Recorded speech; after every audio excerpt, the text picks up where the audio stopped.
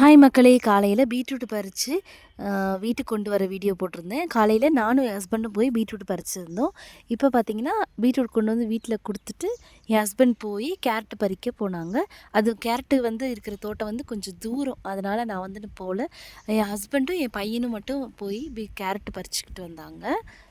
Beetroot கூட ஈஸியாக பறிச்சிடலாங்க. ஆனால் கேரட்டு பறிக்கிறது தான் கொஞ்சம் கஷ்டம். ஏன்னா கேரட்டு வந்து ரொம்ப சாஃப்டாக இருக்கக்கூடிய அதோட தண்டுமே சரி, கேரட்டுமே சரி. பீட்ரூட் வந்து அதோட தண்டு வந்து கொஞ்சம் நல்லா திக்னஸாக இருக்கும். அதோட சேர்த்து பிடிச்சு இழுத்துட்டோம்னா அது வந்து வந்துடும். ஆனால் கேரட் அப்படி இல்லை. அதுக்கு வந்து கொஞ்சம் தண்ணி ஈரப்பதம் இருக்கணும்.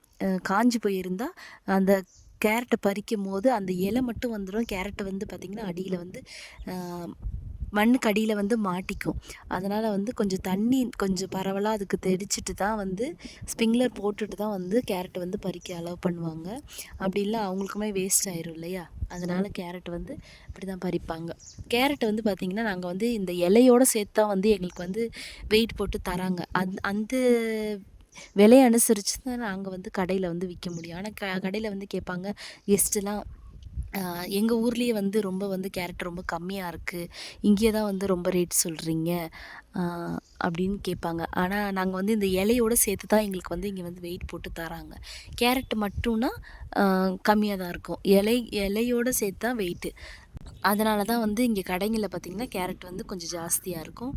பீட்ரூட்டுமே அதே மாதிரி தான். அந்த கீரையோடு தான் நமக்கு வந்து வெயிட்டு போட்டு தராங்க. அதனால தான் வந்து ரேட் வந்து கொஞ்சம் ஜாஸ்தியாக இருக்குது. இந்த இலை எதுக்குன்னு பார்த்தீங்கன்னா, இலையுமே நம்ம வந்து சமைச்சு சாப்பிடலாம்.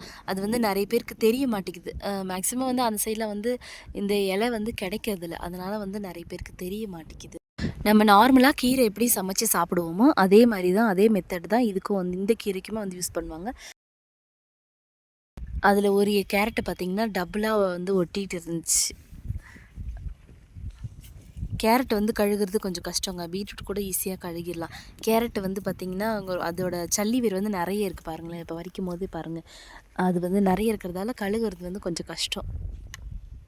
அதை வந்து மொத்தமாக சாக்கில் கட்டி கடைக்கு வந்து எடுத்துகிட்டு போகிறதுக்காக சாக்கில் கட்டி ரெடி பண்ணிக்கிட்டு இருக்காங்க. இந்த வீடியோ உங்களுக்கு பிடிச்சிருந்தா லைக் பண்ணுங்கள், ஷேர் பண்ணுங்கள். அடுத்து என்ன வீடியோ போடலான்ட்டு கமெண்ட் பண்ணுங்கள். மறக்காமல் நம்ம சேனலை சப்ஸ்கிரைப் பண்ணிக்கோங்க. தேங்க்யூ.